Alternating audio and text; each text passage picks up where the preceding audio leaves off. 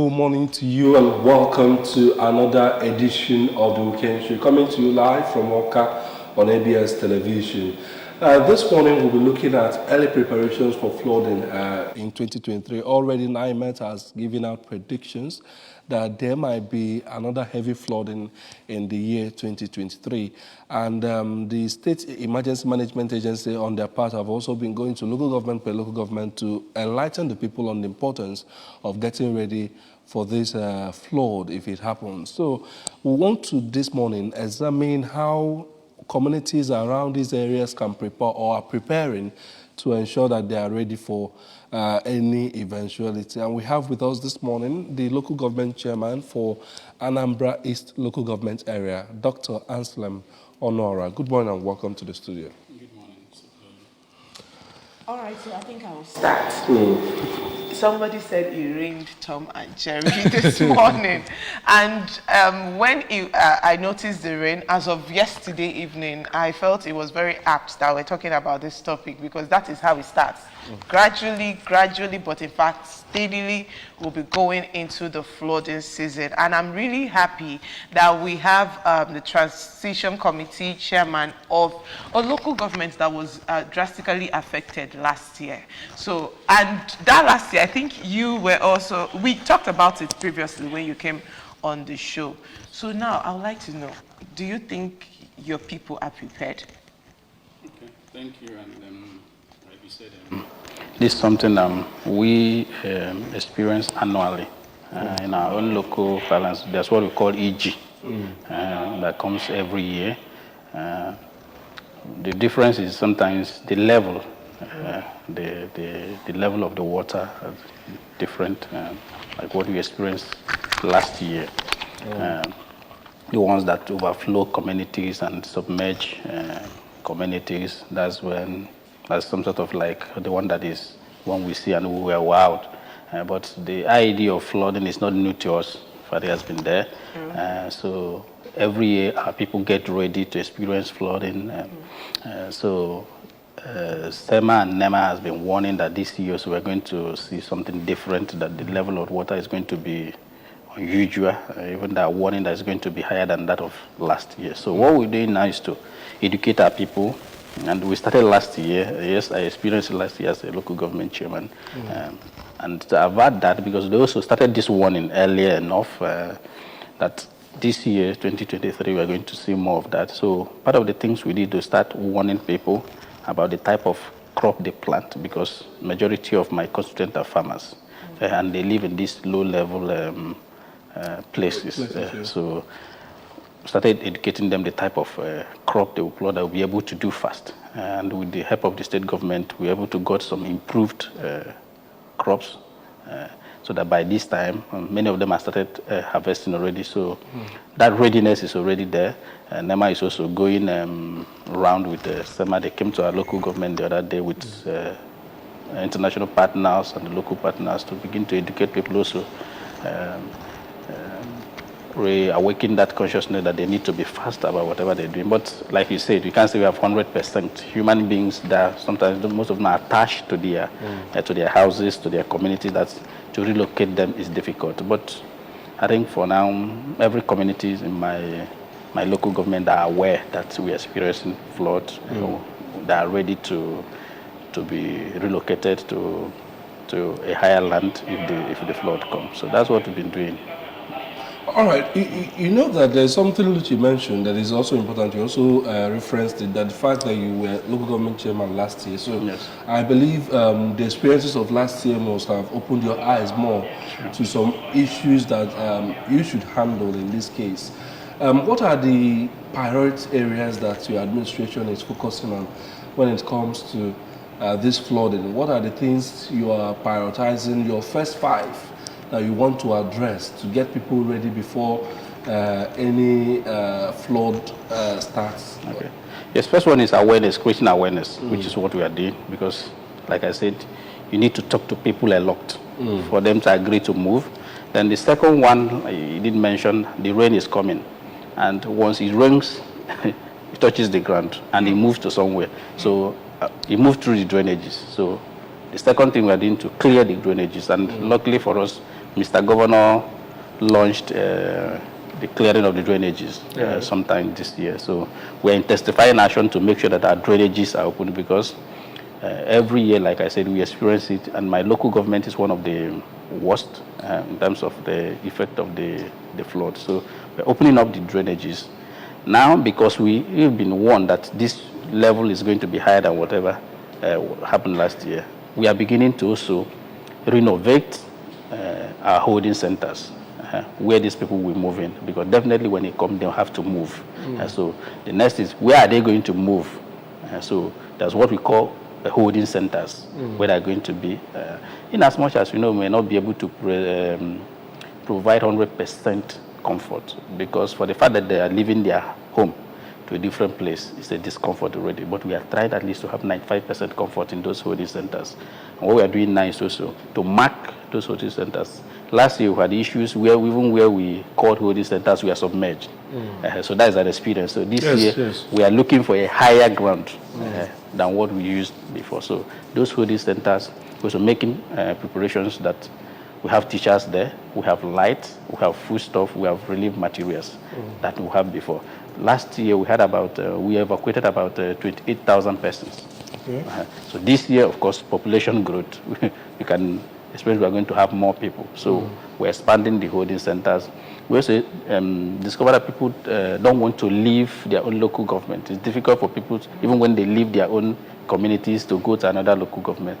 So last year we find some of people who are moved to Delta State, different places, but they're showing us concern, and they don't want to be in Anambra because of that love of homeland. So we are making more holding centers for them. Yes, because I remember a very similar experience. I was speaking to some of those affected by the flood last year in Ogbaru, and one of them actually came from Ela.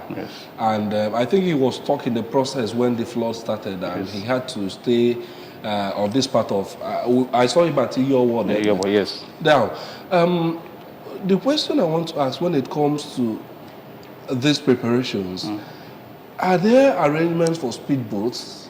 Is the local government and the state government making an arrangement for speedboats that, because we know that certainly some people might not move when you are telling them to move because of one attachment or the other, so that if it gets bad like it was last year, you can easily move people out and take care of their needs?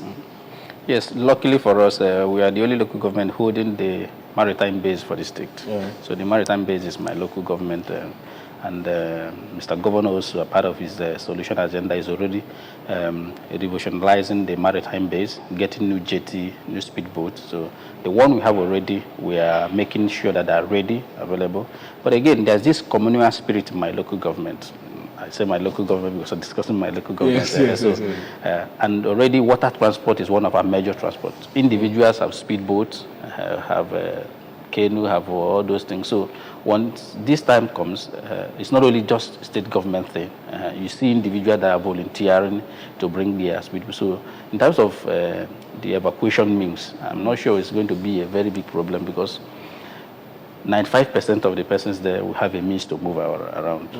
So the state government will do their own, but the most important thing is the willingness for individuals to come out. Once they're ready to come out, there's a means for them to come out, because there's a lot of speedboats around the area, both the one owned by the government and the one owned by the commercial buses. It's like a transport company for us. So we have different speedboat companies around those areas that are ever ready to help. I want to look at the problems. You said transportation is not a problem, but I'm looking at funding. Everything you've been saying boils on funding, heavy funding. So I would like to know, is it just the weight, is it just on the government, or is there public-private partnership? Is there a means of reaching out to, because I know that in your local government, there are actually individuals who have the money to help. Is there a way you're reaching out to them to help, or is it just something the government is doing alone? No, I didn't mention that spirit of communalism still exists in my local government, and like you said, we have a lot of willing partners, stakeholders who are ready to commit, not just on emergency basis, but anything developmental, and we're experiencing it so far since we came. So there's already arrangement. We have already a flood emergency committee that is on ground on the local government that comprises stakeholders with the government officials. So we're already making preparation, but the state government has been there for us, but we don't necessarily hope on them because this is our people, these are brothers and sisters, but whatever the state government can get, which they have been helping, there's already an arrangement. And I tell you, evacuation wouldn't be much problem. Where we are seeing concern, like I said, you see people that are so much attached to their homeland. And like you said, they wouldn't want to move until they are ready, they are sure that it's already here. But if they are willing to cooperate with us, I tell you, be able to move them and wouldn't experience difficulties. And so. Okay, so I'd like to look at the sensitization, creating awareness. I know recently, I've been seeing these e-services flagged off by your government. So I'd like to know, is it in any way a strive to help sensitize the people, or is it for a different purpose? No, it's all encompassing. What we did was to create a e-service portal, website, where everything about the local government can be accessed online. All our administrative purposes, all our transactions from local government identification to even paying for waste management, everything can be done there. So we'll also put up advert.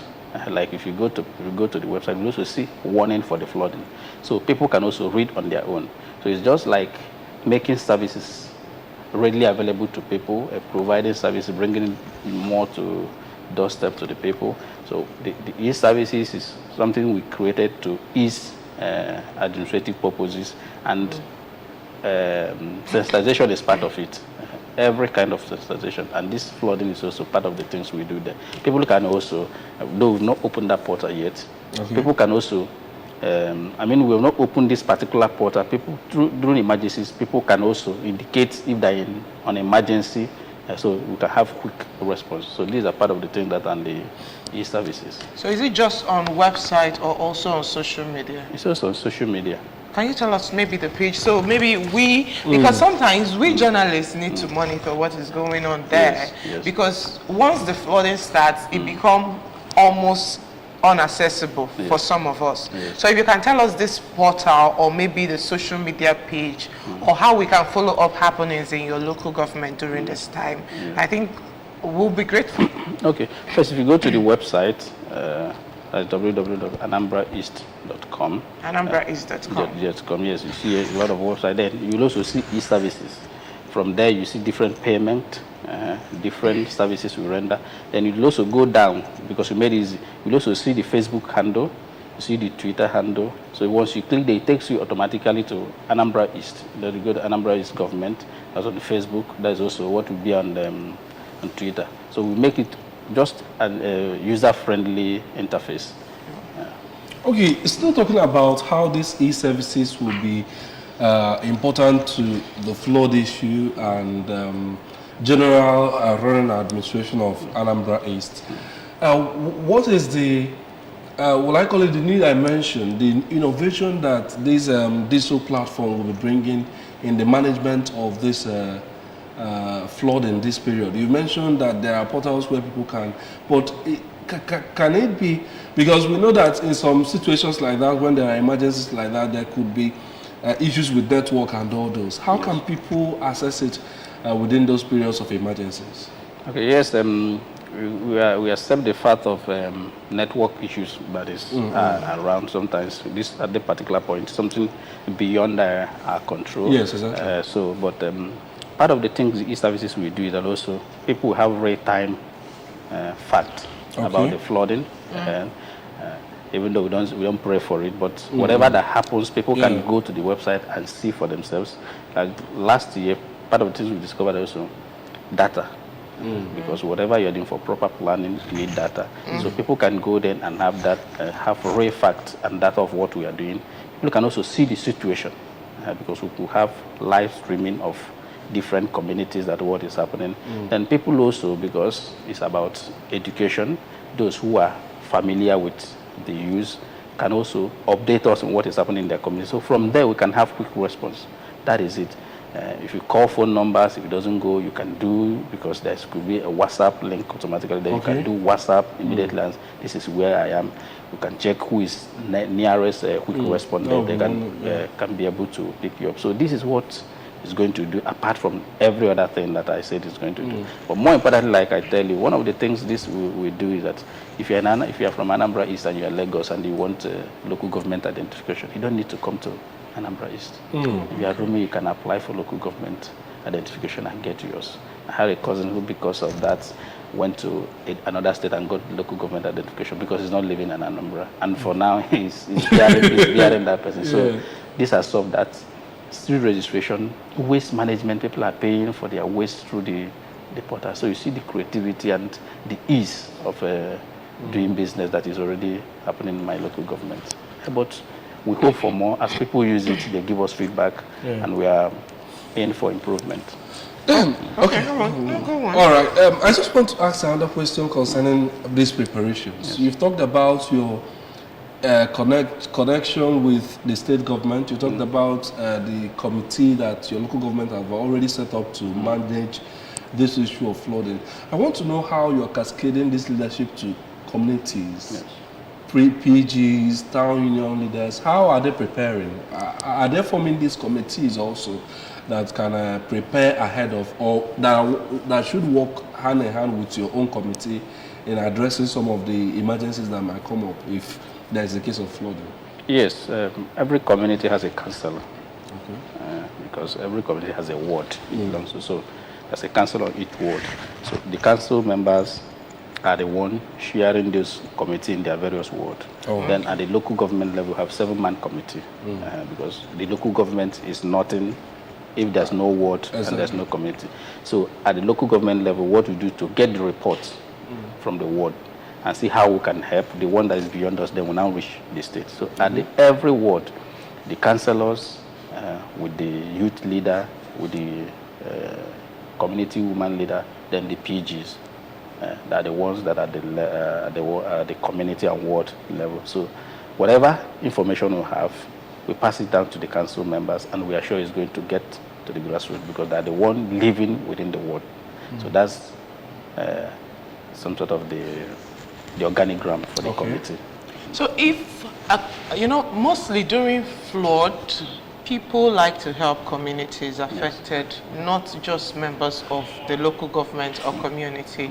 So if somebody watching us wants to help, how do you think they can reach your office? Yes, first through the website. Oh, okay. Like I said, that's one good thing. Anything you want to do for the local government, you can put it through the website. So if you go through the website, you see a phone number. You can call to propose anything. In fact, there's something we're also working on that will still put up in the website. People can suggest ideas and whatever they want to do. So from the website already, you can reach us. Through any of the councillors, even through the State Emergency Management Agency, if you go there and say you want to reach any of the local government, they have a way also to direct the help. But for us now, with our e-services, you can reach us easily.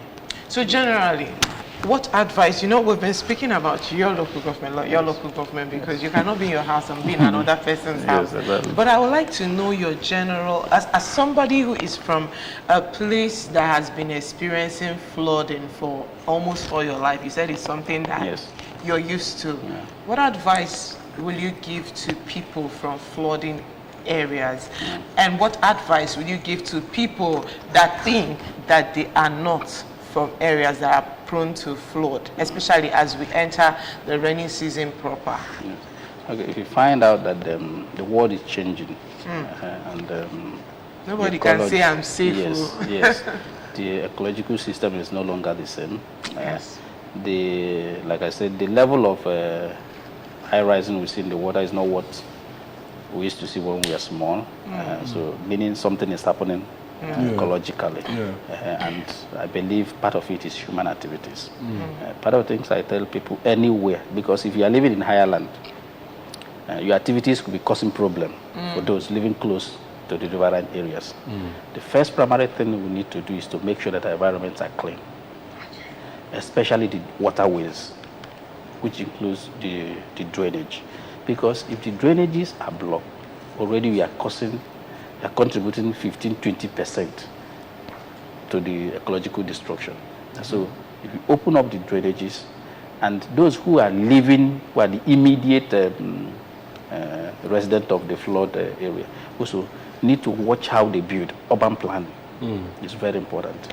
When you build and the buildings are not planned very well, that are on the waterways, that are on the drainages, you find out that they're raining, because for every flood season, first you see the rainy season as we are beginning to experience.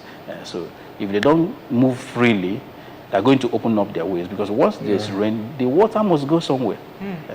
So urban planning is very important. Then those who are very immediate to this should also be ready to listen to the government, because they said, heaven help those who help themselves. If the government is making this, creating this awareness, and people are not ready to listen, are not willing because of one culture or whatever, they don't want to move, they don't want to believe. You tell them, they say, God is not my portion. I wonder whose portion it is, but it's a reality that will come. So people need to listen to government. It's no longer what you know or what your forefather told you. The weather is changing, the environment is changing. You need to listen to government. We need to work with government. All right.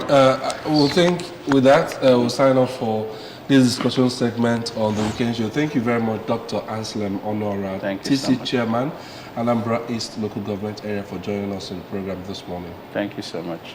Thank you. And thank you so much again. I really wish that this year's rainy season will be fair and better for all of us.